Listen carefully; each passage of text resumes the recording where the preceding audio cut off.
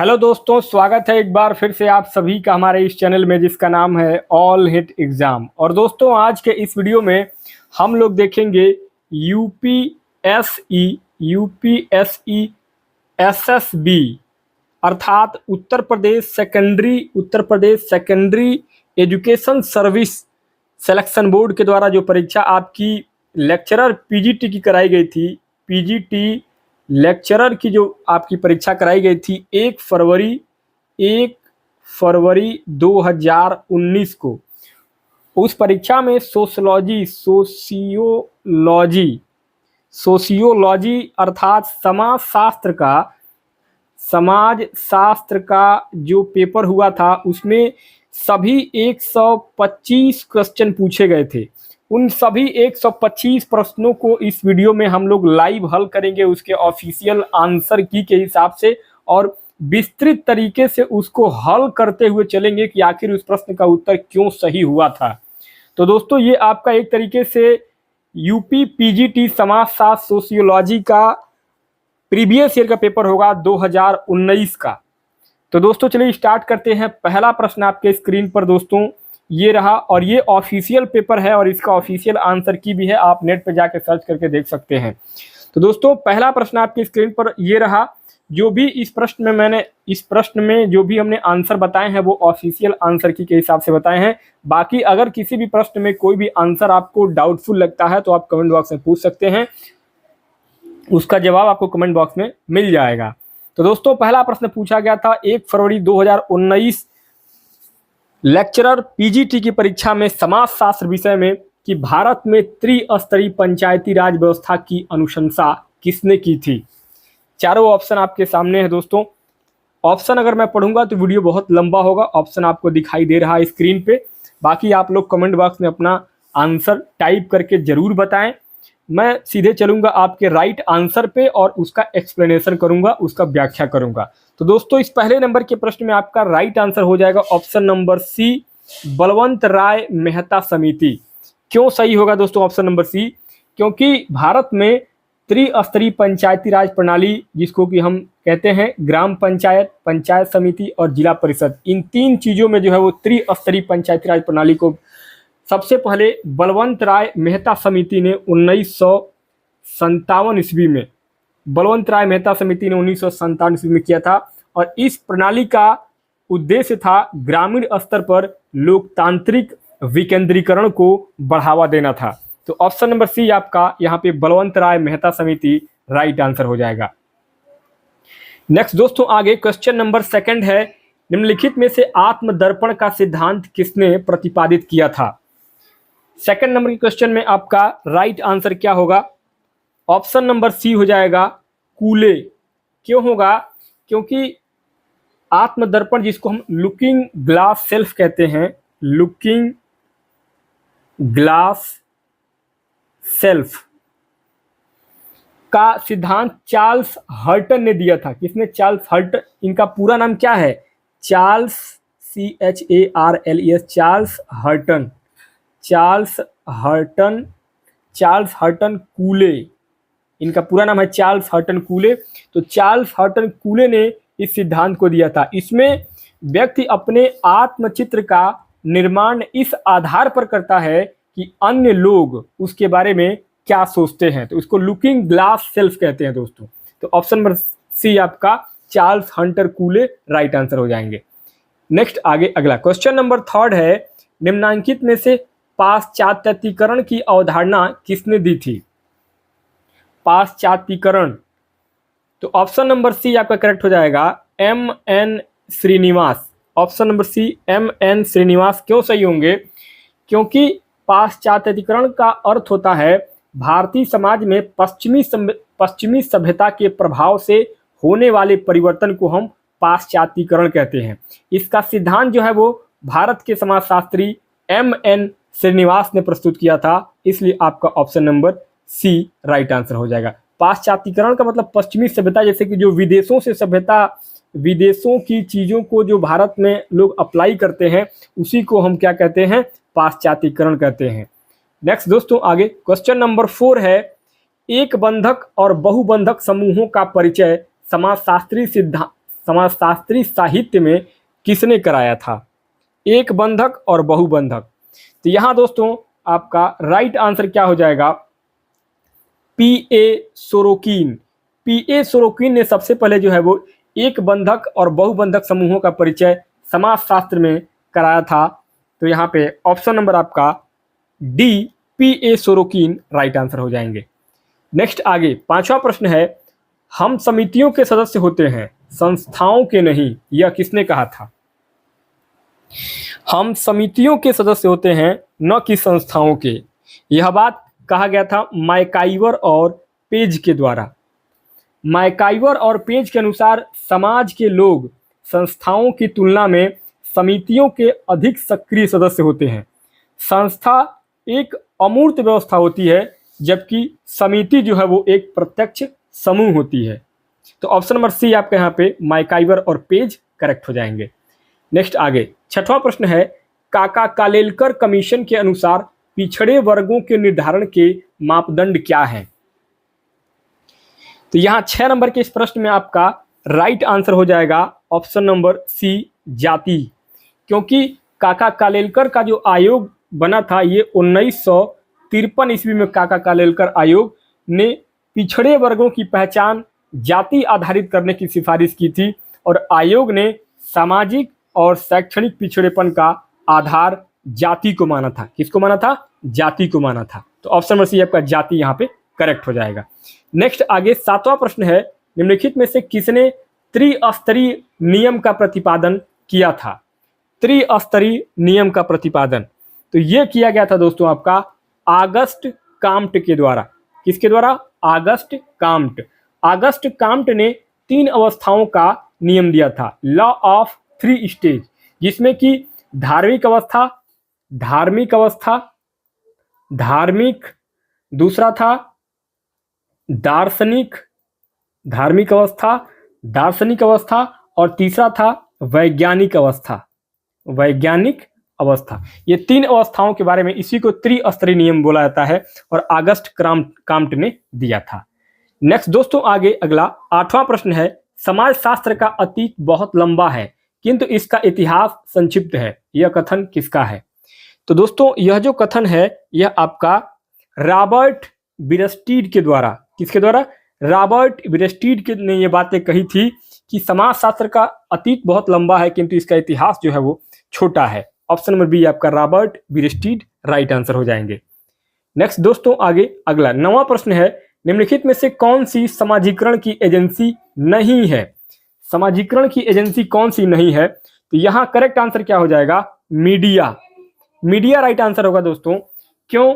क्योंकि समाजीकरण की मुख्य एजेंसियां जो होती हैं आपका परिवार है, स्कूल है, समूह है, लेकिन मीडिया जो है वो आधुनिक समाजीकरण का माध्यम नहीं है, लेकिन पारंपरिक एजेंसी में ये नहीं आता है। तो ऑप्शन में आपका डी यहाँ पे मीडिया राइट आंसर हो जाएगा। नेक्स्ट दोस्तों आगे क्वेश्चन नंबर 10 10वां प्रश्न है, निम्नलिखित में कौन विज्ञानों के वर्गीकरण के लिए विख्यात है? विज्ञानों के वर्गीकरण के लिए कौन विख्यात है? 10वां प्रश्न है, इसमें आपका करेक्ट आंसर हो जाएगा ऑगस्ट काम्ट। क्योंकि ऑगस्ट काम्ट ने विज्ञानों का वर्गीकरण गणित, भौतिकी, रसायन, जीव विज्ञान और समाजशास्त्र के रूप में किया और समाजशास्त्र को सामाजिक भौतिकी कहा। क्या कहा? सामाजिक भौतिकी इन्होंने नाम दिया। तो इसको विज्ञानों के वर्गीकरण के लिए जो है वो ऑगस्ट काम्ट विख्यात थे। नेक्स्ट आगे अगला 11वां प्रश्न है, नगरीकरण एक प्रक्रिया है और नगरवाद एक परिस्थिति, यह किसने कहा था? तो यह दोस्तों किसके द्वारा कहा गया था? ये कहा गया था आपका बर्गेल के द्वारा। किसके द्वारा? बर्गेल के द्वारा ये बातें कही गई थी।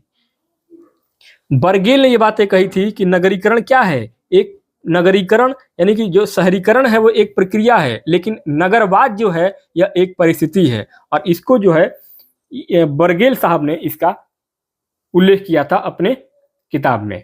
नेक्स्ट अगला 12वां प्रश्न है, जाति का प्रजाति सिद्धांत किसने दिया? जाति का प्रजाति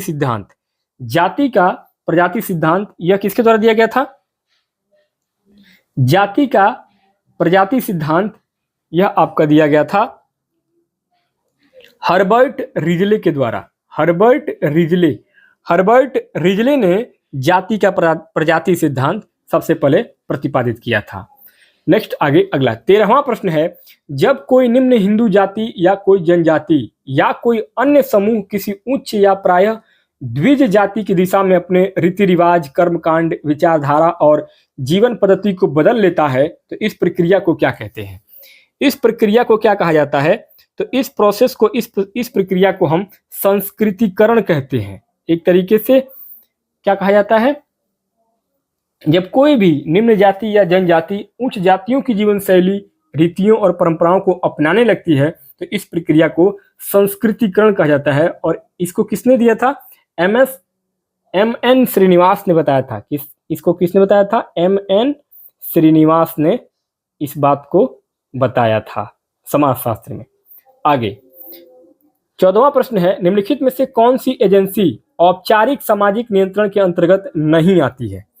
औपचारिक सामाजिक नियंत्रण के अंतर्गत नहीं आती है। तो यहां दोस्तों बात करेंगे तो धर्म जो है ऑप्शन नंबर सी सही होगा, क्योंकि औपचारिक सामाजिक नियंत्रण के अंतर्गत आपका कानून आएगा, जेल आएगा, राज्य आएगा, लेकिन धर्म जो है यह एक अनौपचारिक सामाजिक नियंत्रण का हिस्सा होती है, इसलिए यहाँ पे राइट आंसर हो जाएगा धर्म। अगला 15वां प्रश्न है कि निम्न वर्ण का पुरुष जब उच्च वर्ण की कन्या से विवाह करता है तो उसे क्या कहते हैं? तो यहां अगर निम्न वर्ण का पुरुष जब उच्च वर्ण की कन्या से विवाह करता है तो इसको हम प्रतिलोम विवाह कहते हैं। प्रतिलोम विवाह। अनुलोम विवाह में क्या होता है कि उच्च वर्ण का पुरुष अगर निम्न वर्ण की कन्या से करता है तो वो आपका अनुलोम विवाह हुआ, और इसी का उल्टा जो होता है यानी कि निम्न वर्ण का पुरुष जब उच्च वर्ण की कन्या से विवाह करता है तो ये प्रतिलोम विवाह कहलाता है। आगे 16वां प्रश्न है, निम्नलिखित में से किसने सामूहिक प्रतिनिधान की अवधारणा को दिया था? सामूहिक प्रतिनिधान की अवधारणा जो है ये दुर्खिम के द्वारा दिया गया था। किसके द्वारा? दुर्खिम महोदय के द्वारा। दुर्खिम ने सामूहिक प्रतिमान की अवधारणा दिया था जिसमें समाज के साझा विश्वासों और मूल्यों को समाज की एकता का आधार माना गया है। ये बातें दुर्खिम महोदय ने कहा था। आगे 17वां प्रश्न है, भारत में प्रच्छन्न बेरोजगारी पाई जाती है। प्रच्छन्न बेरोजगारी का मतलब क्या हुआ? ऑप्शन नंबर बी यहाँ पे करेक्ट होगा, कृषि क्षेत्र में। प्रच्छन्न का मतलब क्या हुआ? चलिए समझ लेते हैं।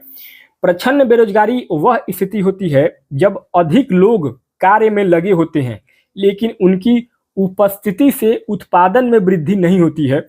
यह स्थिति भारत में प्रमुख रूप से कृषि क्षेत्र में पाई जाती है। यानी कि आदमी तो बहुत, भारत क्या है, एक कृषि प्रधान देश है। यहाँ की लगभग अभी भी 52% से ज्यादा, 55% से ज्यादा आबादी जो है वो कृषि पर डिपेंड है, लेकिन फिर भी कृषि में भारत उस लेवल पर नहीं है जिस लेवल पे होना चाहिए। कि जहां प्रच्छन्न बेरोजगारी का मतलब ये हुआ कि अधिक लोग लगे हैं लेकिन उत्पादन कम हो रहा है। अगला 18वां प्रश्न है, निम्नलिखित में से किसने स्थानीयकरण एवं सार्वभौमिकरण की जुड़वा अवधारणाओं का विकास किया था? तो ये दिया गया था आपका मैकिम मैरियट के द्वारा। मैकिम मैरियट ने जो है वो स्थानीयकरण और सार्वभौमिकरण की जुड़वा अवधारणाओं का विकास किया था। ऑप्शन नंबर सी करेक्ट हो जाएगा। नेक्स्ट आगे 19वां प्रश्न है, भारत में जजमानी व्यवस्था का सर्वप्रथम अध्ययन किसने किया था? भारत में जजमानी व्यवस्था का सर्वप्रथम अध्ययन किसके द्वारा किया गया था? तो ये किया गया था आपका W.H. वाइजर। W.H. वाइजर ने जो है सबसे पहले भारत में जजमानी व्यवस्था का एक पारंपरिक ढांचा बताया था जिसमें कि सेवा विनिमय प्रणाली चलती है। इसका जो है जजमानी व्यवस्था में उसके काम के, अगर कोई पंडित जी हैं तो उनका काम, अगर वो किसी का कोई पूजा पाठ का काम कराते हैं तो उनके बदले में उनके जजमान के द्वारा जो चीजें, सामान, वस्तुएं दी जाती हैं तो यही जजमानी व्यवस्था होती है। आगे 20वां प्रश्न है, धर्मनिरपेक्षीकरण का अर्थ क्या होता है? धर्मनिरपेक्षीकरण का मतलब होता है सभी धर्मों को समान सम्मान देना। इसी को हम बोलते हैं धर्मनिरपेक्षीकरण। अगला 21वां प्रश्न है, अनुसूचित जनजातियों को किसने पिछड़े हिंदू शब्द से संबोधित किया था? तो ये किया गया था किसके द्वारा? ये किया गया था आपका बी आर अंबेडकर के द्वारा। बी आर अंबेडकर, भीमराव अंबेडकर ने अनुसूचित जातियों और जनजातियों को पिछड़े हिंदू कहा था ताकि उन्हें सामाजिक न्याय और समान अधिकार दिलाने के लिए संविधान में विशेष प्रावधान किए जा सके। तो यहाँ पे आपका ऑप्शन नंबर डी करेक्ट हो जाएगा। नेक्स्ट आगे 22वां प्रश्न है, निम्नलिखित में से कौन प्रघटना शास्त्र का प्रणेता माना जाता है? कौन प्रघटना शास्त्र का प्रणेता माना जाता है? तो ये टी लकुमान जो है, टी लकुमान, इसको कि हम फेनोमेनोलॉजी कहते हैं, इसको हम फेनोमेनोलॉजी कहते हैं इसको, प्रघटना शास्त्र को अंग्रेजी में। समाज शास्त्र की क्या है, एक शाखा है ये प्रघटना शास्त्र, जिसमें कि समाज की वास्तविकता का अध्ययन किया जाता है और इसके संस्थापक टी लकुमान को माना जाता है। अगला प्रश्न है क्वेश्चन नंबर 23, निम्नलिखित में से कौन सा श्वेत वसन अपराध है? श्वेत वसन अपराध होता है, यानी कि श्वेत वसन अपराध वे अपराध होते हैं जो उच्च पदों या प्रतिष्ठित लोगों के द्वारा किए जाते हैं, जैसे कि जुआ खेलना या घूसखोरी। ये क्या है? इसी को हम बोलते हैं श्वेत वसन अपराध। तो यहाँ दोस्तों आपका ऑप्शन नंबर डी करेक्ट हो जाएगा। 24वां प्रश्न है कि किसने परिभाषित किया कि सामाजिक परिवर्तन से केवल उन्हीं परिवर्तनों को समझा जाता है जो सामाजिक संगठन अर्थात समाज के ढांचे और प्रकारों में घटित होते हैं। ये बातें किसके द्वारा कहा गया था?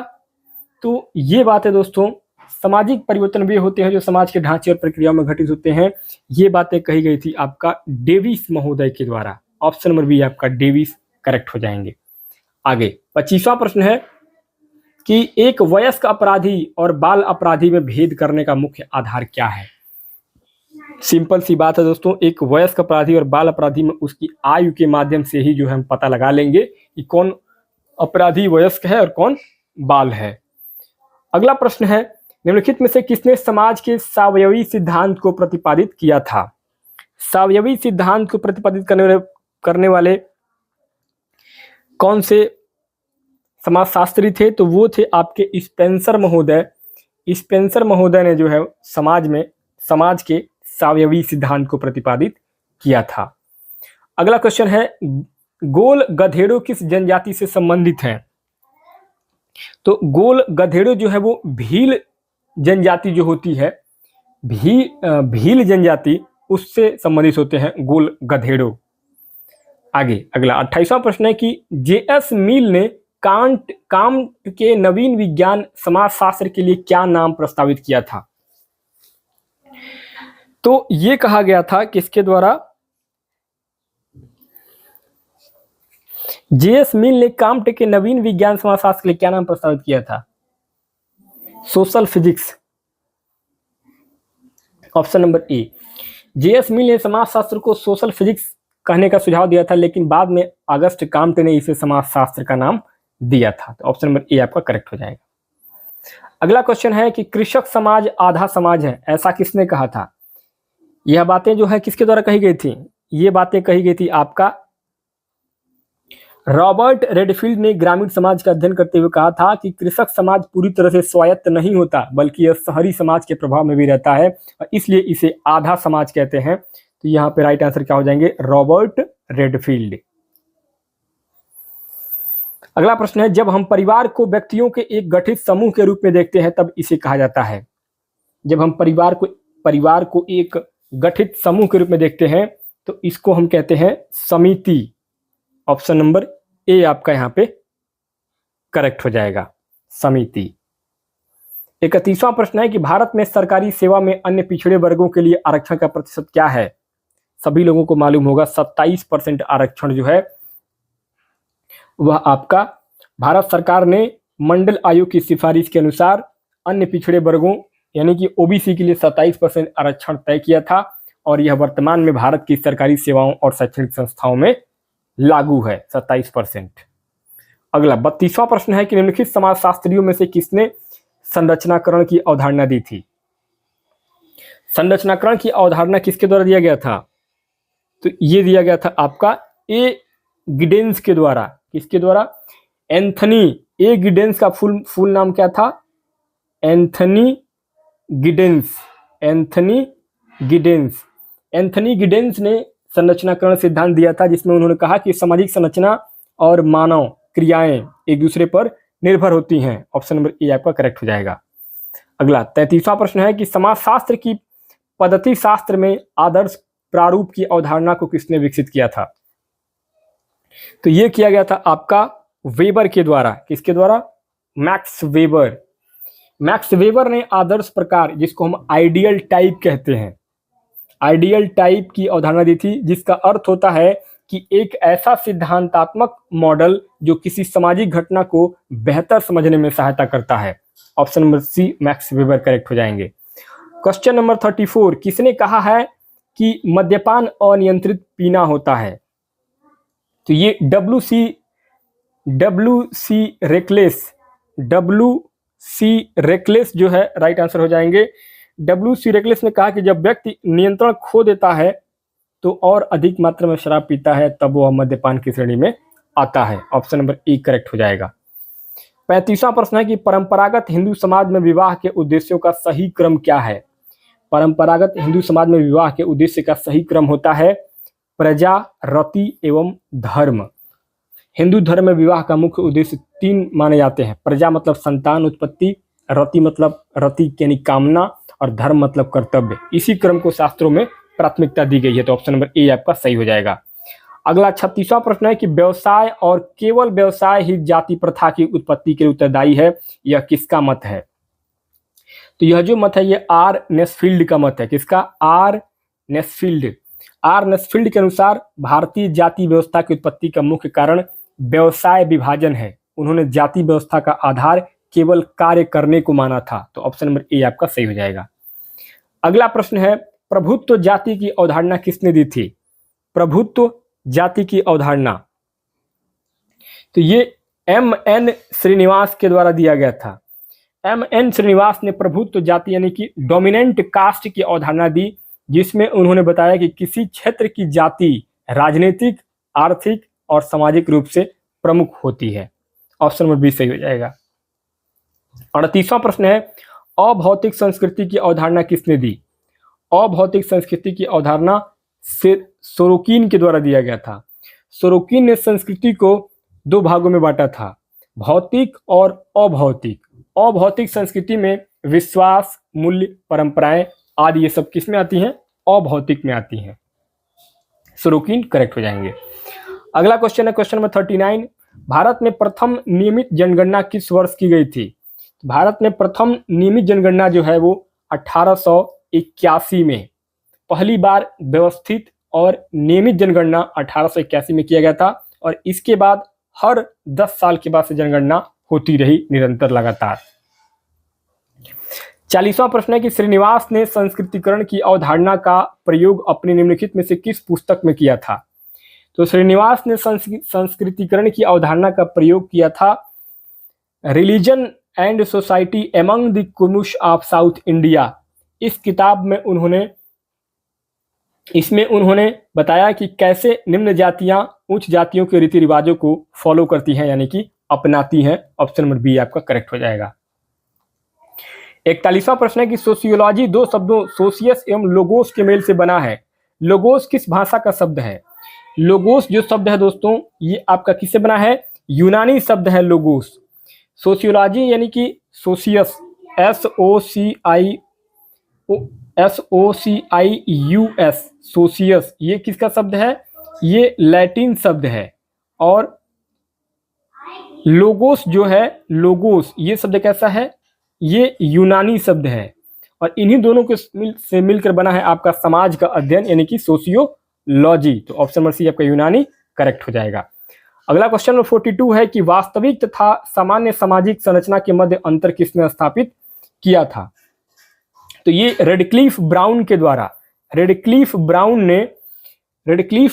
ने वास्तविक सामाजिक संरचना जो कि व्यवहारिक जीवन में होती है और सामान्य संरचना जो कि सैद्धांतिक आदर्श के बीच भेद स्थापित करती है। तो यहाँ पे रेडक्लिफ ब्राउन जो है वो करेक्ट हो जाएंगे। नेक्स्ट दोस्तों, आगे क्वेश्चन नंबर 43 है कि जब किसी समुदाय में बड़ी संख्या में लोग अवैध साधनों द्वारा अपने लक्ष्यों को पाने का प्रयत्न करने लगते हैं, तब इस दशा को क्या कहा जाता है? इस दशा को क्या कहा जाता है? सामाजिक विघटन। सामाजिक विघटन। जब समाज में अवैध और अस्वीकार्य साधनों का उपयोग बढ़ जाता है तो समाज में सामाजिक विघटन यानी कि सोशल डिसऑर्गेनाइजेशन की स्थिति उत्पन्न होती है और ये सामाजिक विघटन का काम करती है। अगला क्वेश्चन है 44, समाज शास्त्र सामाजिक संबंधों के विषय में है। यह कथन किसका है? मैकाइवर एवं पेज। मैकाइवर एवं पेज का यह कथन है। मैकाइवर एवं पेज ने कहा कि समाजशास्त्र का मुख्य अध्ययन क्षेत्र सामाजिक संबंध है। यह व्यक्ति और समूहों के बीच संबंधों का वैज्ञानिक अध्ययन करता है। ऑप्शन नंबर ए मैकाइवर एवं पेज करेक्ट हो जाएंगे। नेक्स्ट दोस्तों, आगे क्वेश्चन नंबर 45 45वां प्रश्न है, मुस्लिम विवाह क्या है? मुस्लिम विवाह क्या है? मुस्लिम विवाह एक समझौता है। मुस्लिम विवाह में इस्लाम में विवाह को एक धार्मिक कर्तव्य माना गया है, लेकिन इसे एक अनुबंध यानी कि कॉन्ट्रैक्ट के रूप में देखा जाता है, न कि एक संस्कार के रूप में। तो ऑप्शन नंबर बी आपके यहाँ पे एक समझौता करेक्ट हो जाएगा। नेक्स्ट आगे 46वां प्रश्न है कि भारत में सामुदायिक विकास योजना का प्रारंभ कब हुआ था? तो सामुदायिक विकास योजना का प्रारंभ हुआ था 1952 ईस्वी में। कम्युनिटी डेवलपमेंट प्रोग्राम अक्टूबर 1952 में शुरू किया गया था। इसका उद्देश्य था ग्रामीण विकास और जन भागीदारी को बढ़ावा देना। ऑप्शन नंबर बी आपका 1952 करेक्ट होगा। 47वां प्रश्न है कि निम्नलिखित में से किसने पूंजीवाद के विकास को प्रोटेस्टेंट धर्म की शिक्षाओं से जोड़ा है? तो ये किसके द्वारा जोड़ा गया था? मैक्स वेबर के द्वारा। मैक्स वेबर ने अपनी प्रसिद्ध पुस्तक the Protestant ethic and the spirit of capitalism में बताया था कि पूंजीवाद का विकास प्रोटेस्टेंट धर्म के नैतिक मूल्यों से जुड़ा हुआ है। मैक्स वेबर यहाँ पे करेक्ट हो जाएंगे। अगला प्रश्न है, संघर्ष, प्रतिस्पर्धा और सहयोग सभी परस्पर आश्रित हैं। ये मानव समाज के सदैव विद्यमान रहने वाले पहलू हैं। यह किसने कहा था? तो यह बातें कही गई थी मैकाइवर एवं पेज के द्वारा। मैकाइवर और पेज ने कहा था कि संघर्ष, सहयोग और प्रतिस्पर्धा ये सभी सामाजिक प्रक्रियाएं एक दूसरे पर आश्रित होती हैं और समाज में संतुलन बनाए रखती हैं। ऑप्शन नंबर ए आपका मैकाइवर एवं पेज करेक्ट होंगे। क्वेश्चन नंबर 49 कह रहा है कि सामाजिक स्तरीकरण के 4 स्वरूप दास प्रथा, जागीरें, जातियां और सामाजिक वर्ग किसने वर्गीकृत किए थे? तो ये किसके द्वारा किया गया था? बोटोमोर के द्वारा। बोटोमोर ने सामाजिक स्तरीकरण के 4 प्रमुख स्वरूप बताए थे, दास प्रथा, जागीरें, जातियां और सामाजिक वर्ग। इनका आधार सामाजिक असमानता को बताया था बोटोमोर ने। ऑप्शन नंबर बी आपका बोटोमोर करेक्ट होंगे। 50वां प्रश्न है, समाज के उद्विकास का सिद्धांत किसने प्रतिपादित किया? समाज के उद्विकास का सिद्धांत यह दिया गया था स्पेंसर के द्वारा। किसके द्वारा? स्पेंसर ने जो है हर्बर्ट स्पेंसर, इनका पूरा नाम क्या था? इनका पूरा नाम था हर्बर्ट स्पेंसर। हर्बर्ट स्पेंसर ने समाज के विकास को जैविक विकास के समान बताया था और उन्होंने कहा कि समाज भी सरल से जटिल की ओर विकसित होता है जैसे जीवों का विकास होता है। तो ऑप्शन नंबर सी आपको हर्बर्ट स्पेंसर करेक्ट हो जाएंगे। नेक्स्ट आगे 51 नंबर पर अगला प्रश्न है, शारदा एक्ट क्या रोकने के लिए पारित हुआ था? शारदा एक्ट जो पारित हुआ था यह बाल विवाह को रोकने के लिए पारित हुआ था। शारदा एक्ट 1929 ईस्वी में बाल विवाह को रोकने के लिए बनाया गया था और इस अधिनियम के तहत विवाह की जो न्यूनतम आयु लड़कियों के लिए थी वह लड़कियों के लिए 14 वर्ष और लड़कों के लिए 18 वर्ष बनाई गई थी, जिसे कि बाद में संशोधित कर दिया गया। लड़कियों के लिए 18 वर्ष हो गया और लड़कों के लिए 21 वर्ष हो गया। तो ऑप्शन नंबर बी आपका बाल विवाह करेक्ट होगा। अगला 52 नंबर पर अगला प्रश्न है कि रिमांड गृह एवं बोंटल स्कूल किनके सुधार के लिए बने थे? तो रिमांड गृह और बोंटल जो स्कूल थे वह बाल अपराधियों के लिए बनाए गए थे। रिमांड गृह और बोंटल स्कूल बाल अपराधियों के सुधार और पुनर्वास के लिए बनाए जाते हैं। इन संस्थाओं का उद्देश्य बच्चों को अपराध से दूर करके सामाजिक रूप से जिम्मेदार नागरिक बनाना होता है। इसलिए आपका ऑप्शन नंबर ए यहाँ पे करेक्ट हो जाएगा। 53 नंबर पर अगला प्रश्न है कि निम्नलिखित में जनसंख्या वृद्धि का निश्चायक कौन है। जनसंख्या वृद्धि का निर्धारक जो होता है, जन्म दर भी है, मृत्यु दर भी है और देशांतरगमन भी है। तो उपयुक्त सभी यहाँ पे आपका करेक्ट आंसर हो जाएगा। 54 नंबर पर अगला प्रश्न है, जब वर्ग पूर्णतः वंशानुक्रम पर आधारित होता है तो उसे हम जाति कहते हैं। किसने इस बात को परिभाषित किया था? तो ये किया था आपका जे.एच. हटन ने कहा कि जब कोई सामाजिक वर्ग पूरी तरह वंश पर आधारित होता है तब उसे जाति कहा जाता है। इसका अर्थ है कि जाति जन्म से निर्धारित होती है। ऑप्शन नंबर बी आपका करेक्ट हो जाएगा। अगला प्रश्न है 55 नंबर पे कि अस्पृश्यता निवारण अधिनियम कब पारित किया गया था। अस्पृश्यता निवारण अधिनियम जो है 1955 में पारित किया गया था। भारत में अस्पृश्यता को समाप्त करने के लिए अस्पृश्यता यानी अपराध अधिनियम 1955 में पारित किया गया था। बाद में इसका नाम सिविल राइट एक्ट कर दिया गया। इसका बाद में क्या नाम कर दिया गया?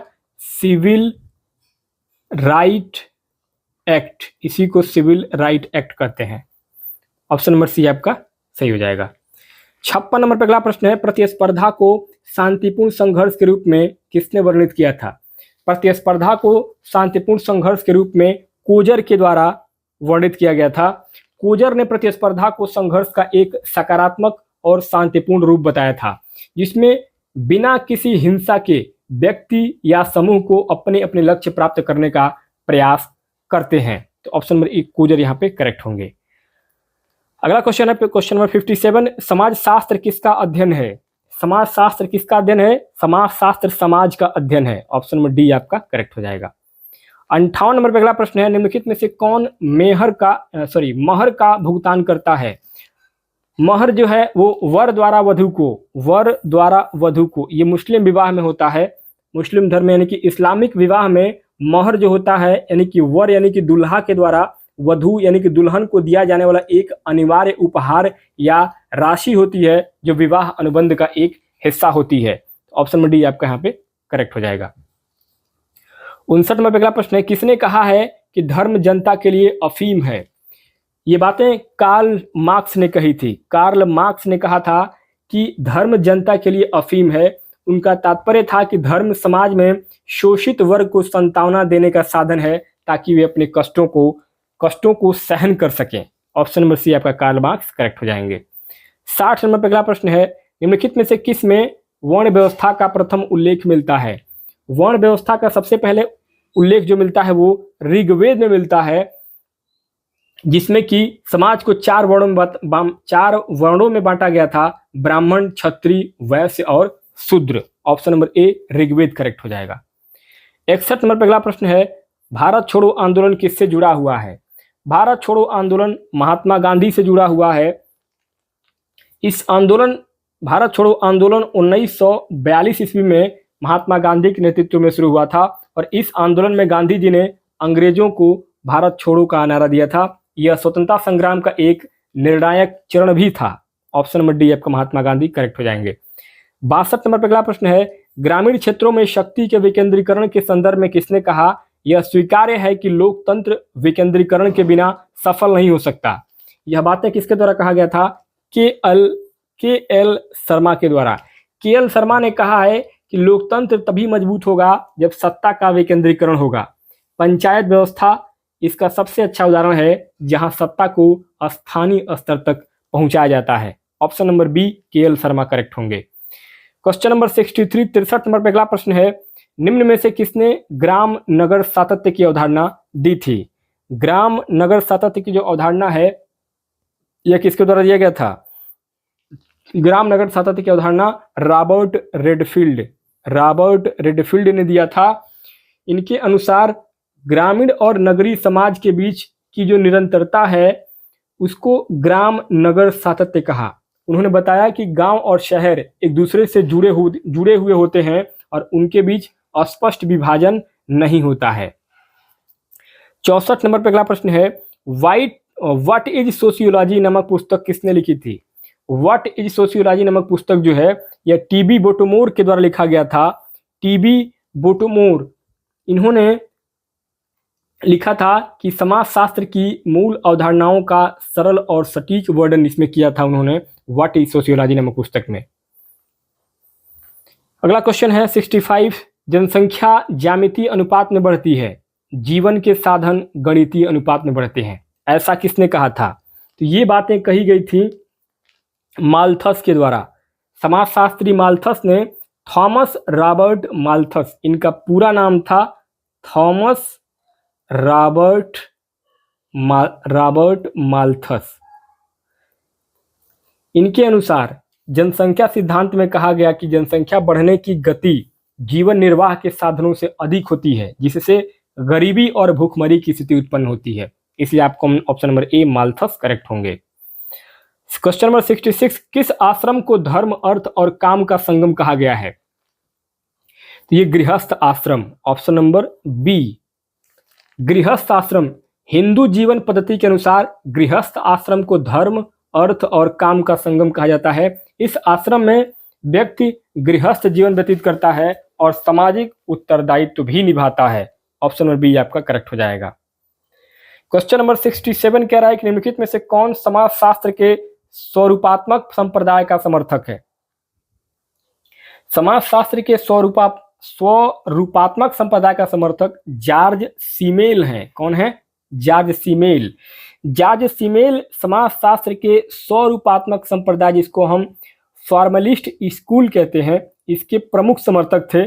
उनका मानना था कि समाजशास्त्र को सामाजिक रूपों का अध्ययन करना चाहिए। ऑप्शन नंबर ए आपका जॉर्ज सीमेल करेक्ट हो जाएंगे। क्वेश्चन नंबर 68 कह रहा है कि मध्यवर्ती सिद्धांत की अवधारणा किसने प्रतिपादित की?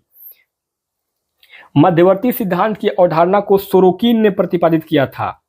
समाजशास्त्री सोरोकिन ने समाजशास्त्र में मध्यवर्ती सिद्धांत, जिसको कि इंटरमीडिएट थ्योरी कहते हैं, इसकी अवधारणा उन्होंने दिया था, जिसमें उन्होंने सामाजिक परिवर्तनों को विभिन्न स्तरों पर देखने की बात कही थी। अगला क्वेश्चन है क्वेश्चन नंबर 69, किसने कहा है कि सामाजिक विघटन वह प्रक्रिया है जिसके द्वारा एक समूह के सदस्यों के बीच संबंध टूट जाते हैं या समाप्त हो जाते हैं? यह बातें ई.एल. फेरिस ने कहा था। ई.एल. फेरिस के अनुसार जब सामाजिक नियमों, मूल्यों और विश्वासों का क्षय हो जाता है और समूह के सदस्य अलग अलग हो जाते हैं, तब सामाजिक विघटन की स्थिति उत्पन्न होती है। ऑप्शन नंबर ए आपका ई.एल. फेरिस करेक्ट होंगे। 70 नंबर पर अगला प्रश्न है, निम्नलिखित में से आकस्मिक एवं दीर्घकालिक अपराधी को किसने दो भागों में विभाजित किया था? Sutherland option number C correct होंगे। समाजशास्त्री ई.एच. इनका पूरा नाम है ई.एच. सदरलैंड ने अपराधियों को दो भागों में विभाजित किया था। एक आकस्मिक अपराधी यानी कि सिचुएशनली ऑफेंडर, और एक दीर्घकालिक अपराधी यानी कि कैरियर ऑफेंडर। आकस्मिक अपराधी विशेष परिस्थिति में अपराध करता है, जबकि दीर्घकालिक अपराधी अपराध को जीवन शैली बना लेता है। तो ऑप्शन नंबर सी आपका सदरलैंड करेक्ट हो जाएंगे। अगला है नातेदारी शब्दावली को दो भागों में वर्णात्मक एवं वर्णात्मक नातेदारी में किसने विभाजित किया था? तो इसको किया गया था एल.एच. मॉर्गन के द्वारा। समाजशास्त्री एल.एच. मॉर्गन ने किनशिप, इसको बोलते हैं किनशिप को दो भागों में विभाजित किया था। एक वर्णात्मक यानी कि डिस्क्रिप्टिव, जिसमें प्रत्येक रिश्ते के लिए विशेष शब्द होते हैं, और दूसरा होता है वर्गात्मक यानी कि क्लासिफैक्टरी, जिसमें कई रिश्तों के लिए एक ही शब्द का प्रयोग होता है। तो ऑप्शन नंबर ए आपका एल.एच. मॉर्गन करेक्ट हो जाएंगे। 72 नंबर पर अगला प्रश्न है कि परिहास संबंध किनके मध्य पाए जाते हैं? परिहास संबंध जो होते हैं वो जीजा एवं शाली के बीच पाए जाते हैं। भारतीय समाज में परिहास संबंध, जिसको जोकिंग रिलेशनशिप कहते हैं, ये जीजा और शाली के बीच एक परंपरागत रूप से स्वीकृत होती है। इसमें सामाजिक मर्यादा के भीतर हंसी मजाक की अनुमति होती है। 73 नंबर पर अगला प्रश्न है, समाज बनता है, समाज कैसे बनता है? व्यक्तियों के संबंधों से बनता है। व्यक्तियों के संबंधों से समाज बनता है। व्यक्तियों के संबंधों से समाज बनता है। ऑप्शन नंबर आपका सी सही हो जाएगा। व्यक्तियों के संबंधों से। समाज केवल व्यक्तियों का समूह नहीं है, बल्कि उनके आपसी सामाजिक संबंधों से बनता है। समाजशास्त्र का मुख्य विषय भी सामाजिक संबंधों का अध्ययन करना होता है। 74 नंबर अगला प्रश्न है कि समाजशास्त्र सोशियोलॉजी शब्द की खोज कब हुई थी? इसकी खोज हुई थी 1838 में। इसमें 1800 और ये 1938 नहीं है, ये 1838 है। ऑप्शन नंबर आपका सी सही होगा। समाजशास्त्र का खोज हुआ था 1838 में। सबसे पहले ऑगस्ट काम्ट के द्वारा। किसके द्वारा? August Comte.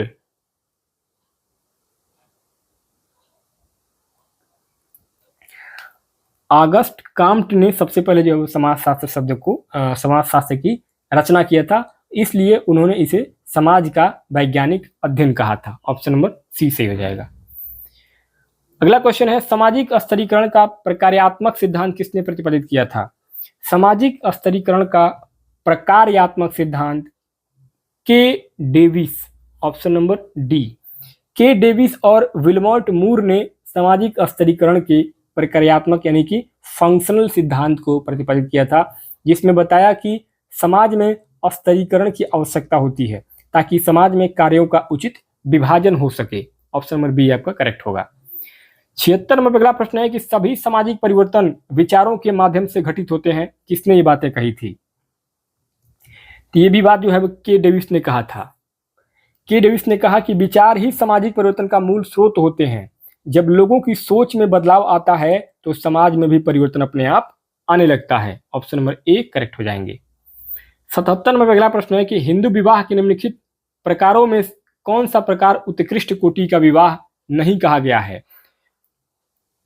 तो यहाँ पे आर्स जो है विवाह, देखिए ब्रह्म दैव और गंधर्व, ब्रह्म दैव और गंधर्व ये तीनों विवाह जो है उच्च कोटि के यानी कि उत्कृष्ट कोटि के माने गए हैं। जबकि आर्स विवाह में वधू के पिता को उपहार दिए जाते हैं, इसलिए इसे निम्न कोटि का विवाह माना गया है, यानी कि आर्स विवाह निम्न कोटि का माना जाता है। 78 नंबर अगला प्रश्न है कि धर्मनिरपेक्षीकरण शब्द का अर्थ है कि जो कुछ पहले धार्मिक माना जाता था वह अब वैसा नहीं माना जा रहा है। किसने परिभाषित किया था? ये बातें किसके द्वारा कही गई थी? तो ये कहा गया था M.N. श्रीनिवास के द्वारा। M.N. श्रीनिवास। इनके अनुसार धर्मनिरपेक्षता को परिभाषित करते हुए कहा कि जो चीजें पहले धार्मिक मानी जाती थी वह धीरे धीरे सामाजिक और सांस्कृतिक बन जाती हैं।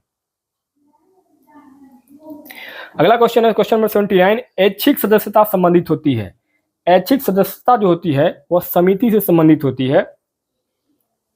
ऐच्छिक सदस्यता का मतलब होता है व्यक्ति अपनी मर्जी से किसी समूह में शामिल होता है। समिति का मतलब क्या होता है? एसोसिएशन। एसोसिएशन में सदस्यता ऐच्छिक होती है यानी कि अपने इच्छा अनुसार, जबकि परिवार और समुदाय में जन्म से सदस्यता होती है। तो ऑप्शन नंबर बी आपके यहाँ पे समिति करेक्ट हो जाएगा। अगला क्वेश्चन है 80 नंबर पे, निम्नलिखित में से कौन प्रकार्यवाद के अध्ययन से जुड़ा है? प्रकार्यवाद के अध्ययन जिसको हम पॉजिटिविज्म कहते हैं, प्रकार्यवाद को हम क्या कहते हैं? पॉजिटिविज्म कहते हैं। ऑगस्ट काम्ट को प्रकार्यवाद यानी कि पॉजिटिविज्म का जनक कहा जाता है। उन्होंने कहा कि समाज का अध्ययन वैज्ञानिक विधि से किया जाना चाहिए, जैसे भौतिक विज्ञान में किया आता है। इसलिए आपका ऑप्शन नंबर ए ऑगस्ट काम्ट जो है यहाँ पे करेक्ट और राइट आंसर हो जाएंगे। नेक्स्ट आपका अगला क्वेश्चन नंबर 81 है, प्रगट प्रकार्य तथा अप्रगट प्रकार्य का वर्गीकरण किसने किया था? तो यहाँ दोस्तों आपका क्वेश्चन नंबर 81 में क्या राइट आंसर हो जाएगा? Option number B mutton.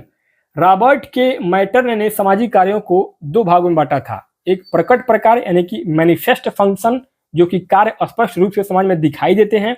दूसरा अप्रकट प्रकार यानी कि लेटेंट फंक्शन जो कार्य अनजाने में या छुपे हुए होते हैं। तो ऑप्शन नंबर बी आपका यहाँ पे मैटर्न करेक्ट और राइट आंसर हो जाएंगे। नेक्स्ट आगे अगला क्वेश्चन नंबर 82 है, निम्नलिखित में से कौन समाजशास्त्र के स्वरूपात्मक संप्रदाय से संबंधित नहीं है? तो यहां आपका राइट आंसर हो जाएगा वान वीजे। समाजशास्त्र के स्वरूपात्मक संप्रदाय से जुड़े प्रमुख विद्वान जॉर्ज सीमेल, L.T. वाटहाउस, F. टानिज हैं। वान वीजे इस संप्रदाय से संबंधित नहीं माने जाते हैं। वान वीजे जो है वो इस संप्रदाय से संबंधित नहीं है क्योंकि इसमें नहीं पूछा गया था।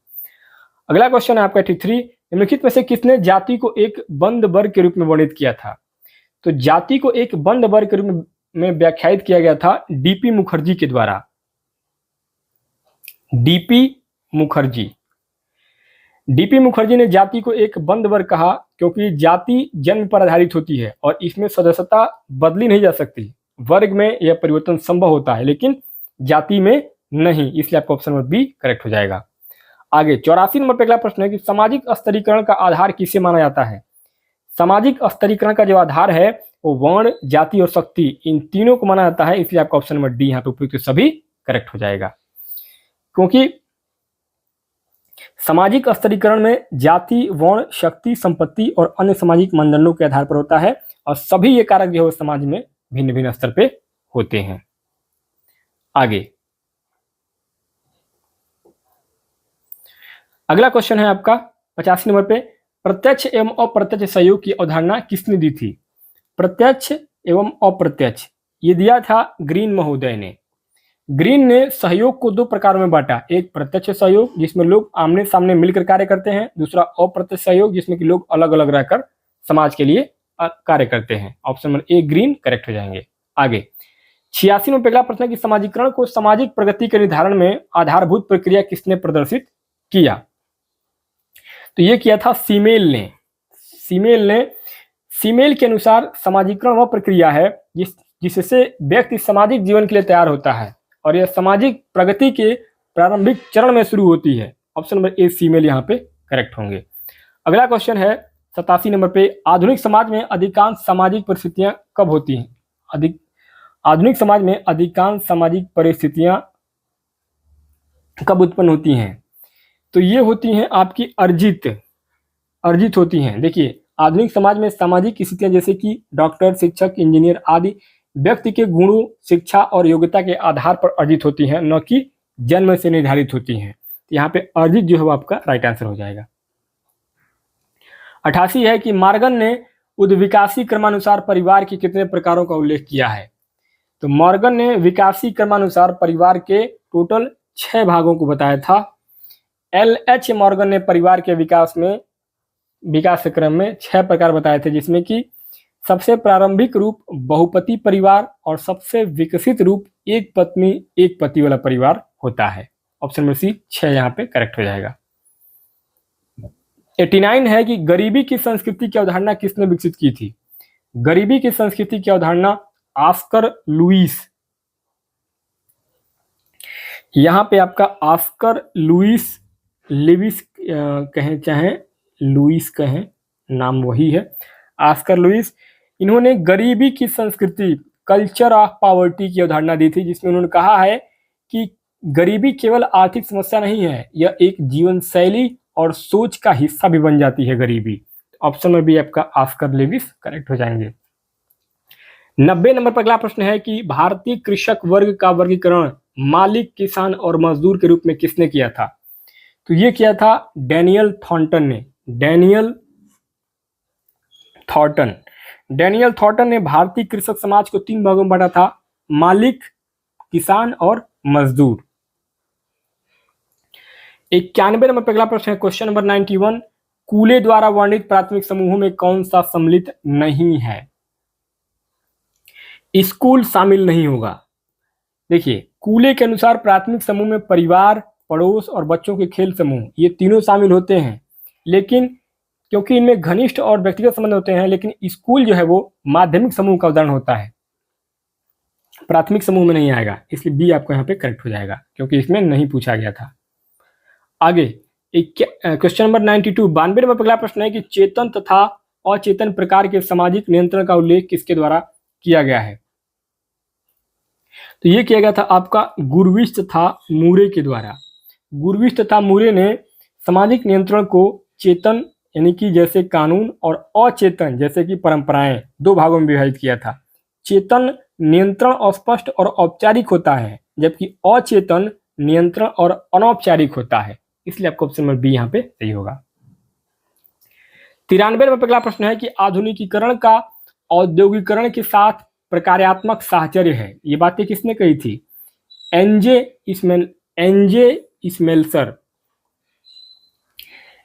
स्मेल्सर ने कहा कि औद्योगिकरण और आधुनिकीकरण ये परस्पर जुड़े हुए होते हैं और औद्योगिकरण से ही समाज आधुनिक बनता है, इसलिए आपका ऑप्शन नंबर ए करेक्ट होगा। क्वेश्चन नंबर 94 करें कि जाति का आधार क्या है। जाति का आधार आपका जन्म से होता है। भारतीय समाज में जाति का निर्धारण जन्म से होता है, व्यक्ति जिस जाति में जन्म लेता है उसी जाति में उसकी पहचान तय हो जाती है, इसलिए आपका ऑप्शन नंबर बी जन्म सही होगा। 95 नंबर अगला प्रश्न है कि समाजशास्त्री क्षेत्र में किसी अन्य लेखक की अपेक्षा हर्बर्ट स्पेंसर के सामाजिक सिद्धांतों ने अधिक विवाद उत्पन्न किया था। यह बातें किसने कहा था? यह बातें कही गई थी किसके द्वारा? आर बिस्टीड के द्वारा ये बातें कही गई थी कि हर्बर्ट स्पेंसर के सामाजिक सिद्धांत सबसे अधिक आलोचना और विवाद का कारण बने, क्योंकि उन्होंने समाज की तुलना जैविक शरीर से की थी, इसलिए आपका ऑप्शन नंबर सी करेक्ट होगा। 96 नंबर पे अगला प्रश्न है कि धर्म वास्तविक है परंतु ईश्वर धर्म का सार नहीं है, यह किसका कथन है? इमाइल दुर्कीम जो है, दुर्कीम के अनुसार धर्म एक सामाजिक तथ्य है जो समाज में एकजुटता लाता है। ईश्वर धर्म का अभिन्न अंग नहीं है बल्कि धर्म का सार सामाजिक विश्वासों में होता है, इसलिए आपका ऑप्शन नंबर डी यहाँ पे इमाइल दुर्कीम करेक्ट होंगे। 97 नंबर पे अगला प्रश्न है कि देवर विवाह संपन्न होता है जब एक पुरुष विवाह करता है। देवर विवाह संपन्न होता है, ऑप्शन नंबर डी करेक्ट होगा, अपने मृत भाई की विधवा पत्नी से शादी करने को हम देवर विवाह कहते हैं। अगला क्वेश्चन है 98 नंबर की अपराधी जन्मजात होते हैं, इस सिद्धांत का समर्थक कौन है? अपराधी जन्मजात होते हैं, इस सिद्धांत के समर्थक हैं सी लोम्ब्रोसो ने जैविक अपराध सिद्धांत दिया, जिसमें उन्होंने कहा कि कुछ लोग अपराधी प्रवृत्ति लेकर जन्म लेते हैं और उनके शरीर की विशेष बनावट अपराधी प्रवृत्ति को दर्शाती है। ऑप्शन नंबर ए आपका करेक्ट हो जाएगा। 99 नंबर पे अगला प्रश्न है कि निम्नलिखित में से किसने ऑस्ट्रेलिया की अरुंटा जनजाति का अध्ययन किया था? ऑस्ट्रेलिया की अरुंटा जनजाति का अध्ययन जेम्स फ्रेजर ने किया था। जेम्स फ्रेजर ने ऑस्ट्रेलिया की अरुंटा जनजाति का गहन अध्ययन किया और उनके धर्म, रीति रिवाजों तथा सामाजिक संरचना का विश्लेषण किया था। आगे 100 नंबर पे अगला प्रश्न है कि घनिष्ठता विहीन अनुभव प्रदान करने वाले समूह को क्या कहा जाता है? घनिष्ठता विहीन अनुभव प्रदान करने वाले समूह को द्वितीयक समूह कहते हैं। क्या? द्वितीयक समूह। द्वितीयक समूह में सदस्यों के बीच घनिष्ठ व्यक्तिगत संबंध नहीं होते हैं, ये संबंध व्यावसायिक, औपचारिक और उद्देश्य से आधारित होते हैं। जैसे कि विद्यालय में जो संबंध बनेंगे, ऑफिस में जो संबंध बनेंगे, वो कैसे हैं? द्वितीयक संबंध होते हैं। ऑप्शन नंबर बी सही हो जाएगा। नेक्स्ट आगे क्वेश्चन नंबर 101 रेंटियर वर्ग की अवधारणा। रेंटियर वर्ग की अवधारणा किसने दी थी? रेंटियर वर्ग की अवधारणा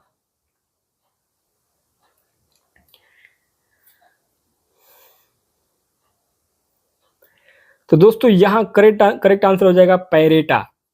रेंटियर वर्ग की अवधारणा पैरेटा महोदय के द्वारा दिया गया था, जो कि एक समाजशास्त्री हैं। 102 निम्नलिखित में से किसने जनजातियों की समस्याओं के समाधान के लिए राष्ट्रीय उद्यान संबंधी व्यवस्था की वकालत की थी? तो ये किया गया था किसके द्वारा? बी एल्विन के द्वारा। बी एल्विन ने जनजातियों की समस्याओं के समाधान के लिए राष्ट्रीय उद्यान संबंधी व्यवस्था की वकालत की थी। 103 है संस्कृति इसलिए वह कुंजी है जो मानव समाजों एवं मानव प्राणियों के विश्लेषण के द्वारा मानव प्राणियों के विश्लेषण के द्वारा खुलती है। ये बातें किसके द्वारा कहा गया था? ये बातें कही गई थी रॉबर्ट ब्रिस्टीड के द्वारा। संस्कृति वह कुंजी है जो मानव समाज और प्रथाओं के विश्लेषण के द्वारा खुलती है, रॉबर्ट ब्रिस्टीड। 104 बेरोजगारी श्रम बाजार की वह दशा है जिसमें श्रम शक्ति की पूर्ति कार्य करने के स्थानों की संख्या से अधिक होती है। किसने परिभाषित किया था? इसको परिभाषित किया गया था कार्ल प्रीवाम के द्वारा। कार्ल प्रीवाम ने बताया था कि बेरोजगारी श्रम बाजार की वह दशा है जिसमें श्रम शक्ति की पूर्ति कार्य करने के स्थानों की संख्या से अधिक होती है, कार्ल प्रीवाम। 105 मैक्स वेबर ने सामाजिक क्रिया के कितने प्रकार का उल्लेख किया था? मैक्स वेबर ने सामाजिक क्रिया के टोटल 4 प्रकार का उल्लेख किया था। कितने? टोटल 4 प्रकार का, परंपरागत, भावनात्मक, मूल्याभिमुख और साध्य निर्धारित। टोटल 4 परंपरागत अवस्थाओं को बताया था। 106 भारत के जौनसार बावर की खस जनजाति में किस प्रकार के विवाह की पद्धति प्रचलित है? तो यहाँ पे बहुपति विवाह प्रचलित है। बहुपति विवाह उत्तराखंड के जौनसार बावर क्षेत्र में बहुपति विवाह की प्रथा देखने को मिलती है, जिसमें कि एक महिला के कई पति होते हैं, जिसको बहुपति विवाह कहते हैं। 107 है निम्न में से कौन सा कथन एक संस्था का बोध कराता है? तो ये कराता है कार्यप्रणाली के स्थापित नियम व दशाएं। कार्यप्रणाली के स्थापित नियम व दशाएं जो हैं यह एक संस्था के संगठित समूह होती हैं। संस्था क्या है? संस्था एक संगठित समूह होती है जिसकी कार्यप्रणाली, नियम और सामाजिक मान्यताएं पूर्व निर्धारित होती हैं। ऑप्शन नंबर सी आपका सही हो जाएगा। 108 कह रहा है कि किसने कहा कि पूंजी स्वयं में कोई बुराई नहीं, बुराई तो उसका दुरुपयोग है। पूंजी की किसी न किसी रूप में आवश्यकता हमेशा रहेगी। ये बातें कही गई थी किसके द्वारा? महात्मा गांधी ने ये बातें कही थी कि पूंजी का सही उपयोग समाज के कल्याण के लिए होना चाहिए, न कि शोषण के लिए।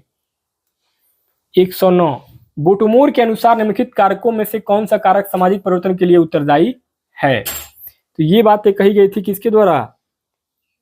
उपयुक्त पाश्चात्य विज्ञान एवं प्रौद्योगिकी और सामाजिक नियोजन। उपयुक्त दोनों, ऑप्शन नंबर आपका सी यहाँ पे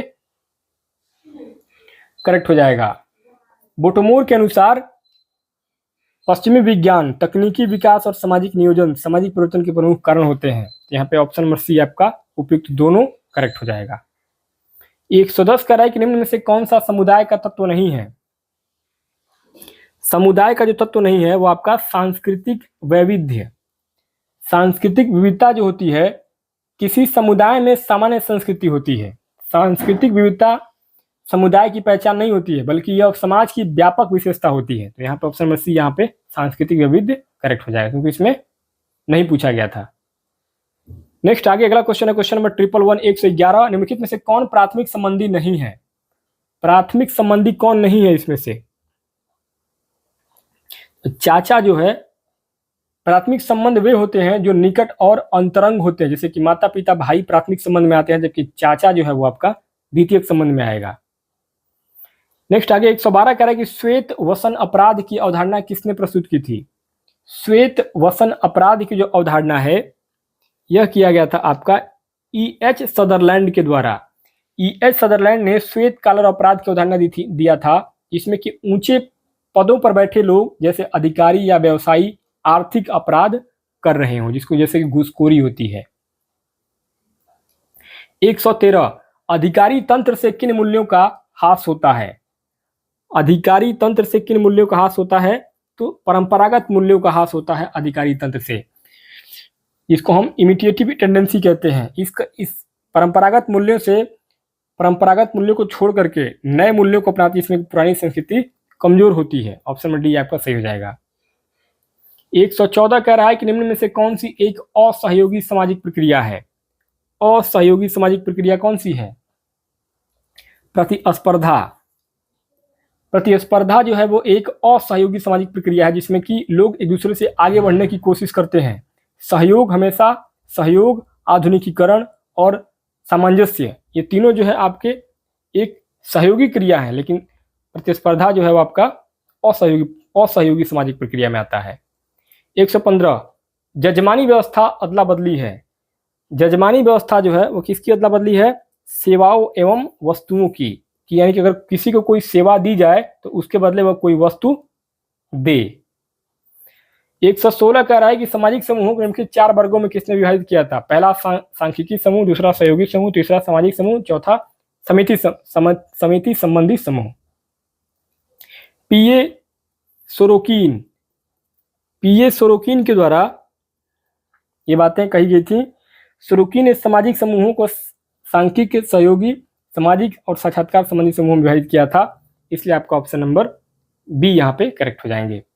117 कह रहा है कि विवाह बीमार आत्माओं के लिए एक अस्पताल है, ऐसा कथन किसने कहा था? ये बातें मार्टिन लूथर ने कही थी। मार्टिन लूथर ने विवाह को मानसिक और सामाजिक स्थिरता देने वाला बताया है। उनके अनुसार विवाह सामाजिक और भावनात्मक समस्याओं का समाधान है। ऑप्शन नंबर ए करेक्ट हो जाएगा। 118 कह रहा है कि निम्न में से कौन संघर्ष की विशेषता नहीं है। संघर्ष की विशेषता कौन नहीं है, तो यहाँ पे प्रत्येक व्यक्तिगत संपर्क जो है, संघर्ष में जरूरी नहीं कि व्यक्ति आमने सामने हो, यह अप्रत्यक्ष भी हो सकता है। संघर्ष की अन्य विशेषताएं जैसे कि निरंतरता है, सामाजिक मूल्यों का हनन और अस्थिरता, ये तीनों जो हैं आपके संघर्ष की विशेषता में आएंगे, लेकिन प्रत्यक्ष व्यक्ति संपर्क ये जो है वो आपका विशेषता में नहीं आएगा। 119 कह रहा है कि निम्न में से कौन तृतीयक संबंधी है। तृतीयक संबंधी, तो यहाँ साले की पत्नी जो है आपका तृतीयक संबंधी में आएगा। तृतीयक संबंध वे होते हैं जो सीधे खून के रिश्ते में नहीं आते हैं, यानी कि साले की पत्नी तृतीयक संबंध का उदाहरण है। यहाँ पे ऑप्शन नंबर बी आपका करेक्ट हो जाएगा। 120 कह रहा है कि 2011 की जनगणना के आधार पर वह कौन सा राज्य है जहां जनसंख्या कम हुई थी, तो नागालैंड। 2011 की जनगणना के अनुसार नागालैंड की जनसंख्या में कमी दर्ज की गई थी, जो कि भारत के अन्य राज्यों की तुलना में एक असामान्य स्थिति है। 121 सांस्कृतिकरण की अवधारणा घनिष्ठ रूप से संबंधित है। ये किससे है? संदर्भ समूह से है। सांस्कृतिकरण उस संदर्भ समूह से जुड़ा हुआ है जिसे लोग आदर्श मानते हैं और जिसके रीति रिवाज आचार व्यवहार को अपनाते हैं। संदर्भ समूह करेक्ट हो जाएगा। 122 कह रहा है कि समाजशास्त्र में सामाजिक तथ्यों के अध्ययन पर किसने बल दिया था, तो ये बल दिया गया था इमाइल दुर्खीम के द्वारा। इमाइल दुर्खीम ने सामाजिक तथ्यों को वस्तुनिष्ठ और बाह्य मानते हुए उनके वैज्ञानिक अध्ययन पर जोर दिया था। इमाइल दुर्खीम करेक्ट हो जाएंगे। 123 कह रहा है कि वेस्टरमार्क के अनुसार परिवार का प्रारंभिक स्वरूप क्या था, तो यहां पे दोस्तों मातृसत्तात्मक। वेस्टरमार्क के अनुसार परिवार का प्रारंभिक स्वरूप क्या था? वेस्टरमार्क के अनुसार परिवार का प्रारंभिक स्वरूप था मातृसत्तात्मक परिवार प्रचलित था, जिसमें कि वंशावली मां से चलती थी। ऑप्शन नंबर ए आपका यहाँ पे करेक्ट हो जाएगा। 124 द लाइफ डिवाइन पुस्तक के लेखक का नाम बताइए। Sri Aurobindo, option number C. Sri Aurobindo जो है इनकी पुस्तक है द लाइफ डिवाइन, और इस पुस्तक में इन्होंने जीवन, ब्रह्मांड और आध्यात्मिकता का एक गहन विश्लेषणात्मक अध्ययन के बारे में बताया था। The life divine option number C Aurobindo की पुस्तक है। 125 नंबर पे आखिरी प्रश्न होगा इस वीडियो में, इस पेपर में, कि पर्यावरण के मनुष्यकृत भाग को हर्शकोविट्ज क्या कहते हैं, तो यहां राइट आंसर हो जाएगा संस्कृति, ऑप्शन नंबर सी। हर्शकोविट्ज ने कहा कि मनुष्य द्वारा निर्मित पर्यावरण संस्कृति कहलाता है। इसमें वस्तुएं, भाषा, मान्यताएं और सामाजिक संस्थाएं सभी शामिल होते हैं, इसलिए आपका ऑप्शन नंबर सी यहाँ पे संस्कृति राइट आंसर हो जाएगा। तो मेरे मित्रों, इस प्रकार से इस वीडियो में हम लोगों ने आज के इस वीडियो में देखा है यूपीएससी एसएसबी लेक्चरर पीजीटी का जो पेपर आप लोगों का सोशियोलॉजी समाजशास्त्र का जो परीक्षा आप लोगों का ये हुआ था 1 फरवरी 1/2/2019, ये 2019 का पेपर था सोशियोलॉजी समाजशास्त्र का, जिसमें कि सभी 125 प्रश्न पूछे गए थे और इन सभी 125 प्रश्नों का हमने जो है ऑफिशियल आंसर की जो दिया गया है उसी आंसर की के हिसाब से हमने पूरा आंसर बताया है व्याख्यात्मक तरीके से। तो दोस्तों, एक तरीके से आपका ये पीजीटी का पोस्ट ग्रेजुएट टीचर जिसको बोलते हैं, यानी कि इंटरमीडिएट, यानी कि 11th और 12th के जो टीचर होते हैं वो पीजीटी के टीचर होते हैं। तो ये आपका पीजीटी का पेपर था सोशियोलॉजी समाजशास्त्र का 2019 का पेपर था, ऑफिशियल पेपर और ऑफिशियल आंसर की के हिसाब से हमने सारे आंसर बताए हैं। तो दोस्तों, ये आपका पीजीटी का सोशल साइंस का पेपर का वीडियो कैसा लगा मुझे कमेंट बॉक्स में जरूर बताइएगा। आगे आपको किस परीक्षा का कौन सा पेपर का वीडियो सोल्यूशन चाहिए आप मुझे कमेंट बॉक्स में जरूर बताइएगा, क्योंकि हमारे इस ऑल हिट एग्जाम चैनल का मतलब है कि सभी प्रकार के कॉम्पिटिशन एग्जाम के पेपर प्रीवियस ईयर के सॉल्व करके मैं ऑफिशियल आंसर की के हिसाब से आपको एक्सप्लेन करके बताता हूं। तो आप लोग अगला वीडियो आपको किस प्रकार के कंपटीशन एग्जाम का, किस प्रकार के एग्जाम का पेपर चाहिए सॉल्यूशन के साथ, आप लोग कमेंट बॉक्स में जरूर बताइएगा।